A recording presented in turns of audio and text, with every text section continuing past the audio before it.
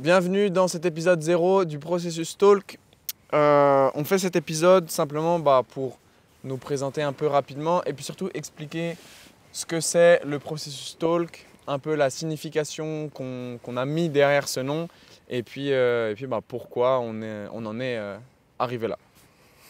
J'ai résumé un peu. Ouais, tu as résumé un peu de quoi on va vous parler. Est-ce que tu peux nous parler justement du processus Talk, ce podcast que vous êtes en train d'écouter? Ok, alors en fait, à la base, juste nous, on est deux gars, ok? On est perchés sur notre caillou et on s'est dit, on va se retrouver en haut de notre caillou, chaise de camping, et en fait, on va discuter, ok? Principalement de préparation physique, de sport, de performance, de santé, Mindset. mais aussi de tout ce qui gravite autour, gravite autour de ça. Et puis peut-être même un peu d'entrepreneuriat en fait, parce que du coup, toi comme moi, on est entrepreneur dans le monde du sport, dans le monde de la préparation physique. Donc on est clairement en train de vivre le processus parce que c'est quand même quelque chose d'assez récent pour nous. Et voilà. Bah ouais, c'est les sujets qu'on va aborder. Le sport et tout ce qui gravite autour. Voilà, non, c'est ça. gravide. Gravide, tout ce qui gravite autour. Ouais, donc c'est ça. Donc on s'est vraiment dit, ok, on crée ce podcast parce qu'on a envie, en fait, de s'amuser, de discuter, de partager aussi, partager un peu nos connaissances, puis aussi nos expériences, nos galères. Et puis on se place aussi dans cette position où on est encore des apprenants. On aimerait bien, par exemple, recevoir des personnes sur ce podcast qui vont nous apprendre des choses, qui vont nous témoigner de leur expérience, de leur galère aussi. Du travail qu'ils ont fourni sur un sujet aussi. C'est ça, et puis nous on a envie de transmettre à vous qui nous écoutez, transmettre un peu des connaissances, éduquer, mais on veut qu'il y ait aussi cette relation inverse, ça veut dire où vous allez nous apprendre des choses, vous allez nous proposer des choses, ouais, je sais pas. Oui, non, mais je vois ce que tu as en tête. En gros, ça va pas que dans un sens. Ouais, on est là pour apprendre des choses à certaines personnes qui ont peut-être moins d'expérience sur certains sujets, plus d'expérience sur d'autres sujets que nous.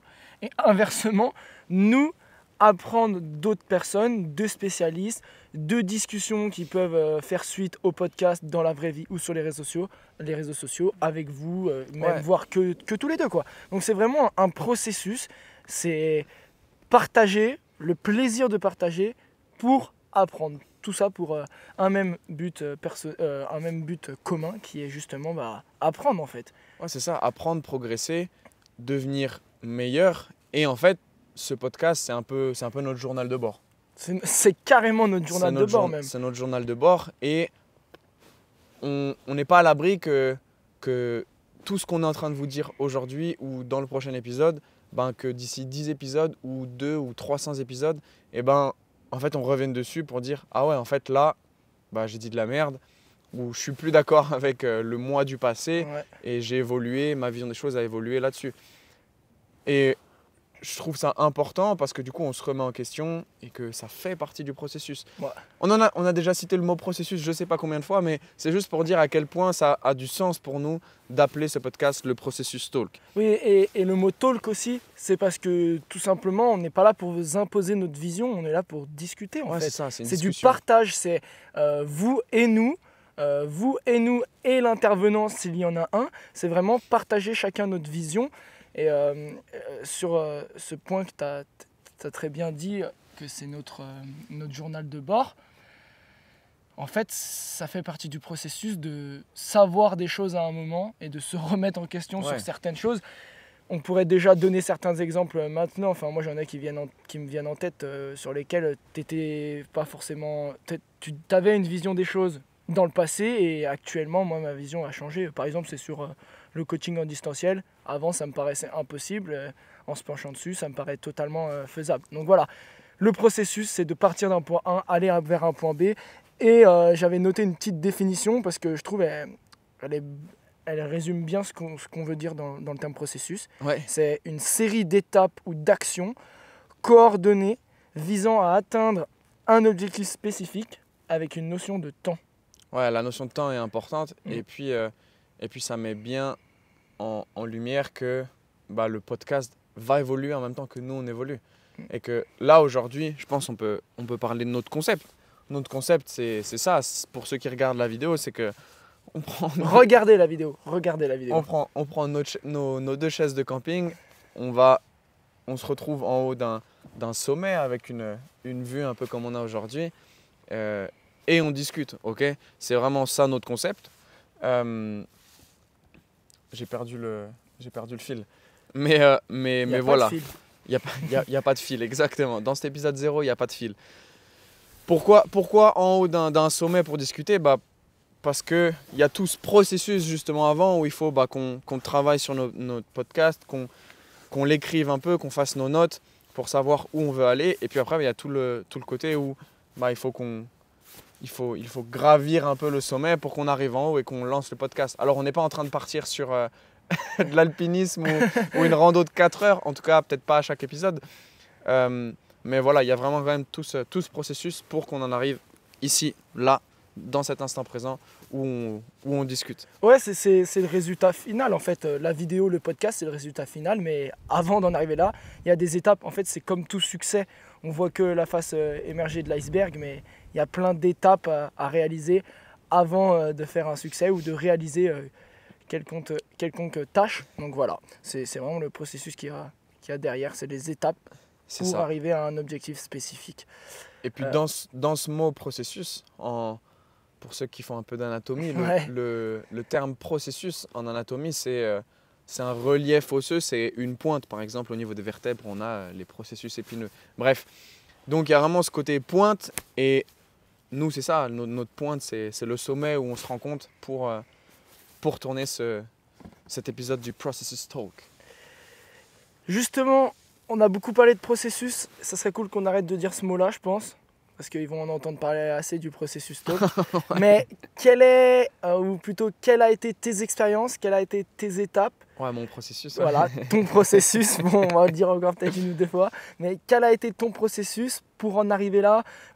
Ton parcours sportif, ton parcours personnel, les études que tu as fait. Voilà, un peu tout ce qui t'a permis d'avoir une philosophie d'entraînement que tu partages maintenant via les réseaux sociaux et avec tes athlètes. Ouais. Quel a été ton processus pour en arriver là aujourd'hui? Et aussi peut-être très brièvement, comment tu vois l'avenir? Comment tu vois la suite du processus? On ne le dit plus. Hein, il est fort. Du coup, moi, j'ai fait beaucoup de sports différents. J'ai fait de la gymnastique, j'ai fait du judo, j'ai fait du VTT, j'ai fait du volley. Et puis beaucoup de slackline acrobatique que je pratique encore à haut niveau. J'ai été 2 fois champion de France. Voilà, ça c'est juste pour flex un petit peu. Il n'y a pas de flex, mon gars. Il n'y a pas de flex, c'est la vérité. Tu peux pas dire autrement. Et bref, en parallèle, j'ai fait des études. Donc j'ai fait des études STAPS. Donc j'ai fait 2 licences, 1 master. Une première licence en éducation et motricité, plutôt pour aller dans la branche enseignement, donc prof de PS en gros. Et puis j'ai refait une 3e année pour avoir une 2e licence en entraînement. Et puis après, j'ai continué dans cette branche-là pour aller faire un master autour des sciences du sport et de la performance. T'es intelligent en fait, toi. Ouais, j'essaye. Non, mais en tout cas, le parcours d'études veut rien dire. Et puis, c'est pas parce que tu as fait un master que tu es forcément meilleur qu'un autre. Gianni, par exemple, vous en parlera plus tard, mais il n'a pas du tout fait autant d'études et pour autant, il est archi compétent dans son domaine. On s'entend bien alors qu'on n'a pas du tout fait les mêmes études. Ouais, absolument. Enfin, voilà, c'est juste pour dire que le niveau d'études, en tout cas dans le milieu du sport, ne veut pas forcément tout dire. Bref, voilà. Et puis, du coup, moi, j'ai connu 2 grosses blessures que j'ai fait en slackline. Qui sont clés dans ta philosophie, en fait. Ouais, c'est... On en parlera dans d'autres podcasts. Ouais, c'est un peu ce qui a été le déclencheur, en fait. Parce que même après avoir eu tous ces diplômes-là, j'avais toujours l'impression d'être un peu un moldu. Et que, en fait, c'est surtout, je me suis fait les ligaments croisés en slackline. J'ai fait l'opération, j'ai fait la réhab, tout ça. Et puis en fait, quand j'ai terminé ma rééduc chez le kiné, j'ai eu des résultats qui étaient selon moi insuffisants. J'avais toujours des douleurs, j'avais des manques d'amplitude, des manques de force, bref. Je me suis dit, il me manque quelque chose et donc je suis allé chercher ce quelque chose. J'ai cherché à me former, à participer à des séminaires, à des formations en ligne. D'ailleurs, c'est là où on s'est rencontrés en séminaire à Keep Up. Merci à Sean et Saverio parce que sans eux, on ne se serait jamais rencontrés. Ouais, c'est vrai, c'est vrai.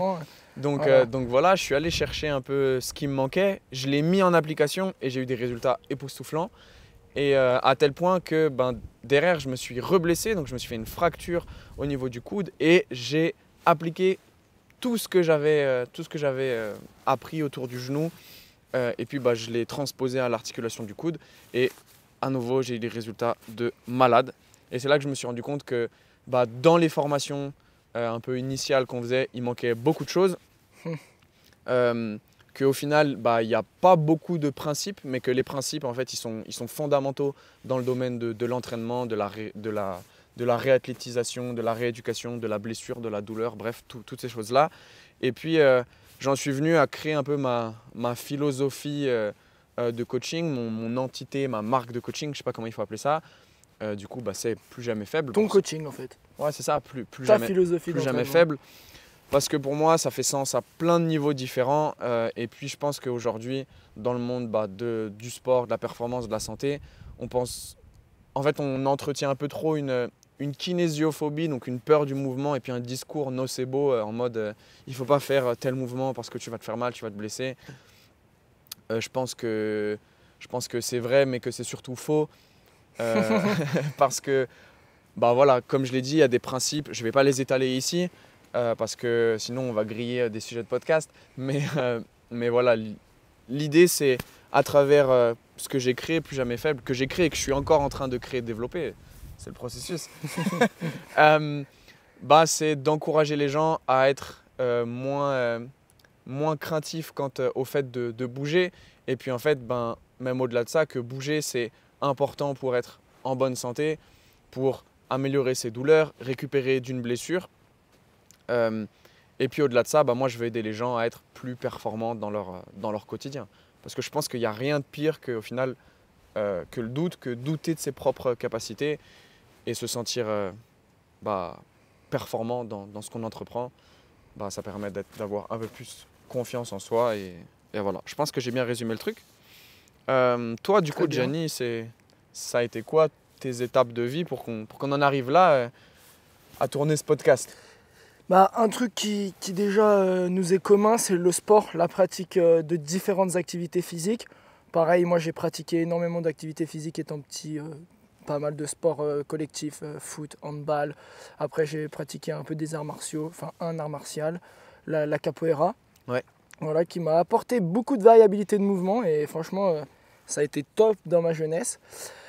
Au-delà de ces sports-là, ces derniers temps, j'ai pas mal pratiqué un peu la musculation, le crossfit pendant presque 5 ans, à haute dose.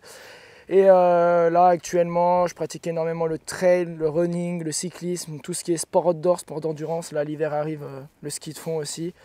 Un petit peu de ski de randonnée, on va s'y mettre. C'est important. Et donc c'est vraiment ça qui a forgé ma philosophie d'entraînement et qui a forgé ma personnalité, parce que je pense que au-delà des concepts qu'on retrouve dans le sport, c'est des concepts qui sont transversaux.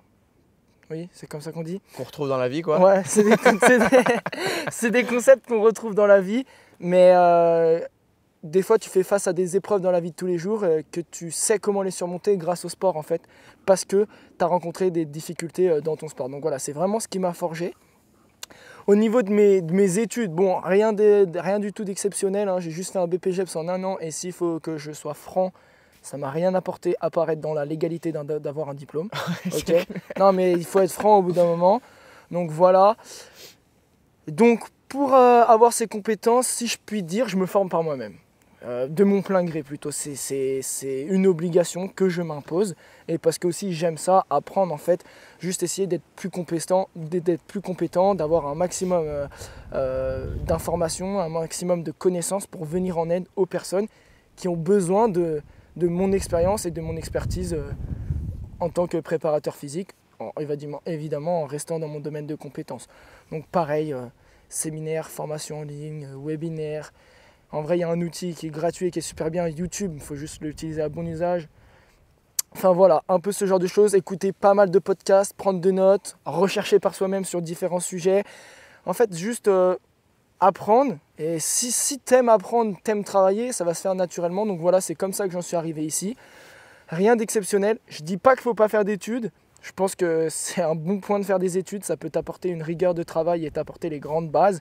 Mais aussi, t'as beau faire des études, si t'aimes pas travailler, t'aimes pas apprendre, bah t'iras pas très très loin dans l'apprentissage, quoi. Au bout d'un moment, tes connaissances seront obsolètes. Donc voilà sur un peu comment j'ai ces connaissances. Après, sur mon identité de coaching, ma marque de coaching, appelez ça comme vous voulez, bah, moi j'ai créé Train to Summit.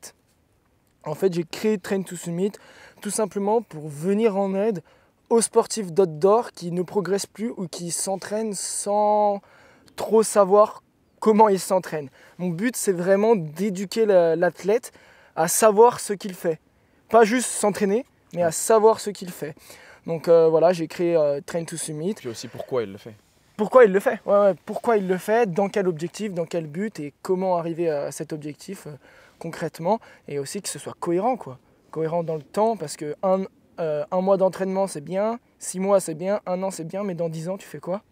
Enfin voilà quoi, c'est essayer de perdurer dans les sports outdoor en apportant un peu ma philosophie de tout ce qui a été musculation, crossfit, développement articulaire, voilà, parce que c'est quelque chose qui n'est pas très très développé dans les sports outdoor. Donc voilà, en apportant un peu tout ça. Donc pour apporter ça au sport d'endurance, j'ai créé 3 univers qui sont synergiques. La rehab et la mobilité. Rehab, revenir à ton sport suite à une blessure. Ouais. La mobilité ou le développement articulaire, que ce soit le développement à part entière de la mobilité parce que tu as des gros déficits, ou que ce soit le maintien ou un petit développement pour que tu sois plus à l'aise lors de ta préparation physique, bah voilà, développement articulaire. L'univers PrEP, qui lui est beaucoup plus axé sur le développement de qualité physique, simplement des outils au service de la performance, que ce soit d'un point de vue performance en compétition ou d'un point de vue santé, très concrètement. Être fort, c'est pas que dans la performance, hein, c'est être fort dans tous les jours, hein. Donc voilà, dans sa vie quotidienne. Et le dernier univers qui est le principal, c'est l'univers outdoor, la programmation, l'éducation de mes athlètes à la pratique physique en extérieur, trail, running, ski de fond, cyclisme, bref, il y a plein de concepts qui se rejoignent et après ça va être spécifique par rapport à tes capacités et tes objectifs. Donc voilà un peu sur ma philosophie d'entraînement et je pense qu'il est important de dire que ta philosophie et ma philosophie, elles se rejoignent sur certains points, elles sont distinctes sur certains points, il y a certains points où on n'est pas forcément d'accord, mais c'est ce qui fait la beauté de l'entraînement en fait, c'est que ta philosophie va parler à certaines personnes, ma philosophie va parler à d'autres personnes et on ne peut pas plaire à tout le monde en fait. Non, c'est ça. On ne peut pas plaire à tout le monde et il faut croire à ce que l'on fait. Ouais, c'est ça. Donc voilà sur Train to Summit et, en tout cas, ma personnalité. Ce qui nous différencie vraiment au final, c'est vraiment toi, ta spécialisation dans les sports outdoor et les sports d'endurance. Ouais, c'est notre pratique en fait qui nous différencie. Ouais, c'est ça. Exact. Et pourtant, il y a une chose qui nous réunit, c'est l'activité physique c'est ça. et la performance au quotidien. Et vraiment, on insiste là-dessus, c'est la performance au quotidien. Être performant dans son quotidien, c'est pas être sportif de haut niveau en fait. Donc voilà, il faut arrêter de trouver que rien n'est, que tout est normal. Ouais, mais lui, il arrive à faire ça, c'est normal, il s'entraîne. Non, en fait, rien n'est normal. Rien n'est normal, vraiment. Rien n'est normal. Si, à titre de comparaison, moi, hier, j'ai couru un 7 km en 40 minutes. Je suis monté à 170 BPM.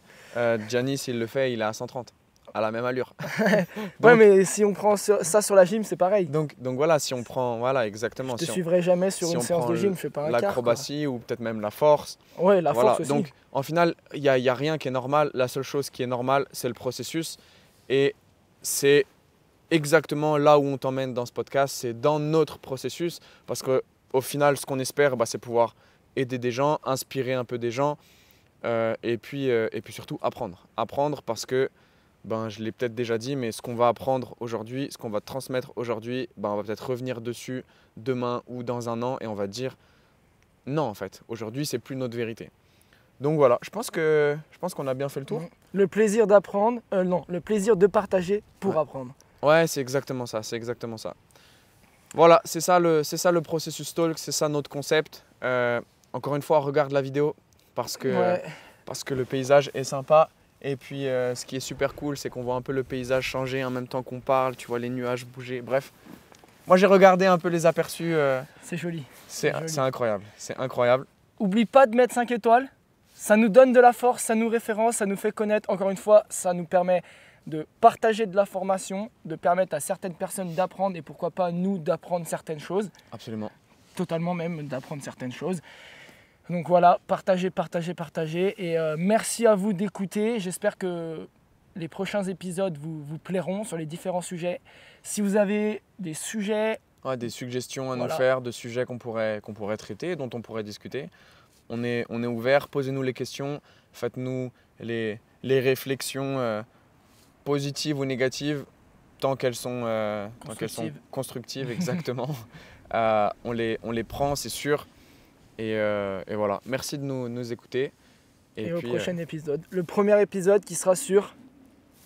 la surcharge progressive. Voilà. Voilà. Merci à vous. Merci, ciao.